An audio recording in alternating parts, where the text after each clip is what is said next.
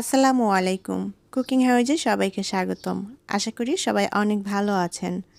আজ আপনাদের তৈরি করে দেখাবো বাটাবাটির ঝামেলা ছাড়াই দোকানের মতো মচমচে গুঁড়া পেঁয়াজু। আর এই গুঁড়া পেঁয়াজুগুলো ভাজার পরও অনেক সময় ধরে মচমচে থাকবে। ইফতার অথবা বিকালের নাস্তার জন্য খুব সহজেই তৈরি করে নেওয়া যায়। পেঁয়াজু বানানোর জন্য এখানে আমি হাফ কাপ পরিমাণ মসুরের ডাল খুব ভালোভাবে ধুয়ে পরিষ্কার করে নিয়েছি। ডালটা আমি আগে থেকে ভিজিয়ে রাখিনি, যেহেতু ডালটা আমি বাটবো না তাই আগে থেকে ভেজানোর প্রয়োজন নেই। সাথে সাথে ডালটা ধুয়ে তারপরে এই ডালটাকে আমি সেদ্ধ করে নেব। আর এখানে মসুরের ডালের পরিবর্তে খেসারির ডাল দিয়েও এই গুঁড়া পেঁয়াজু তৈরি করে নেওয়া যাবে। একটা প্যান নিয়ে নিয়েছি, এখন এই প্যানের মধ্যে ডালগুলো নিয়ে নেব। এবার ডালের মধ্যে পরিমাণ মতো পানি দিয়ে দেব।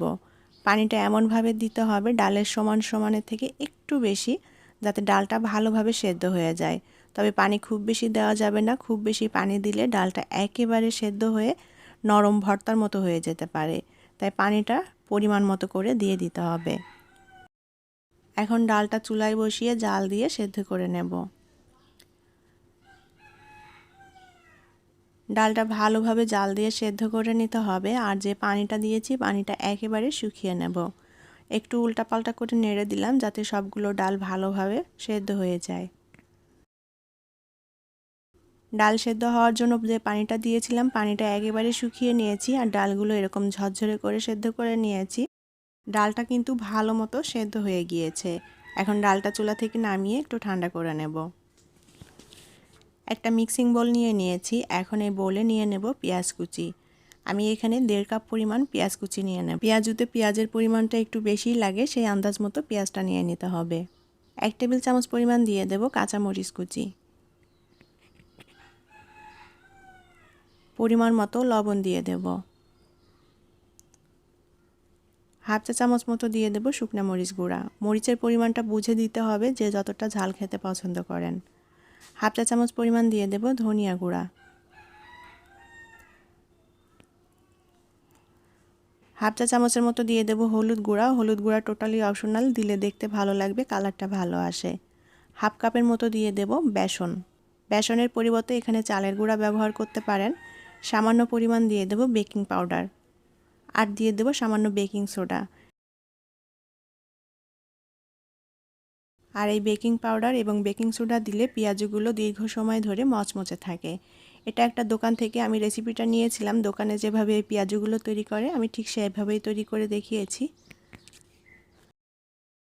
এখন এর মধ্যে সেদ্ধ করা মসুরের ডাল দিয়ে দেব। খুবই সহজ রেসিপি, বাটাবাটির কোনো ঝামেলাই নেই, আবার আগে থেকে ডাল ভেজানোরও কোনো ঝামেলা নেই।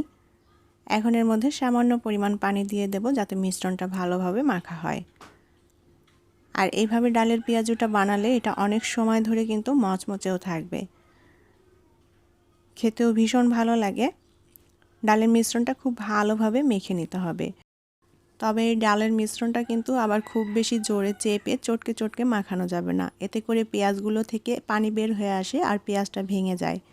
পেঁয়াজটা ভেঙে গেলে নেতিয়ে পড়লে এই পেঁয়াজুটা খেতে ভালো লাগবে না। পেঁয়াজটা দানা দানা মতোই থাকবে, এভাবে আলতো করে পেঁয়াজুর মিশ্রণটা মেখে নিতে হবে। আমি পেঁয়াজুর মিশ্রণটা ভালোভাবে মেখে নিয়েছি, এখন পেঁয়াজগুলো ভেজে নেব। প্যানে পরিমাণ মতো তেল দিয়ে তেলটা গরম করে নিয়েছি। এবার ডালের মিশ্রণ থেকে এইভাবে অল্প অল্প করে দিয়ে আমি পেঁয়াজগুলো ভেজে নেব।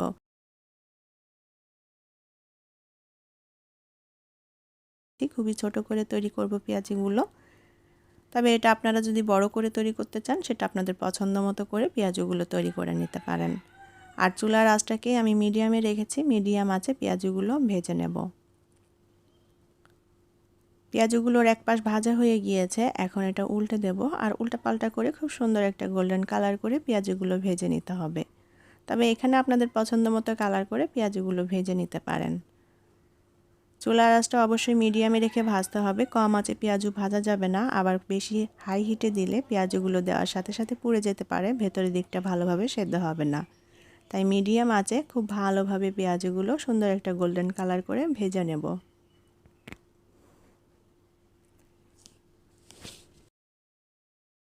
বাটাবাটির ঝামেলা ছাড়াই খুব সহজেই মসুরের ডাল দিয়ে এভাবে গুঁড়া পেঁয়াজুগুলো তৈরি করে নিতে পারেন।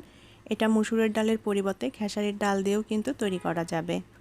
কোনো প্রকার ঝামেলাই নেই আর খুব সহজে তৈরি করে নেওয়া যায়। আর এটা ভাজার পরও কিন্তু অনেক সময় ধরে মচমচে থাকবে। আমি পেঁয়াজগুলো ভালোভাবে উল্টাপাল্টা করে নেড়ে দিয়ে সুন্দর একটা গোল্ডেন কালার করে ভেজে নিয়েছি।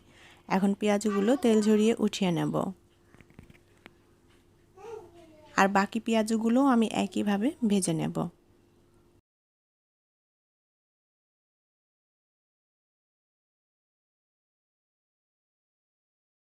তৈরি হয়ে গেল বাটাবাটি বা ব্লেন্ড বা কোনো প্রকার ঝামেলা ছাড়াই খুব সহজেই দোকানের মতো মচমচে গুঁড়া পেঁয়াজু।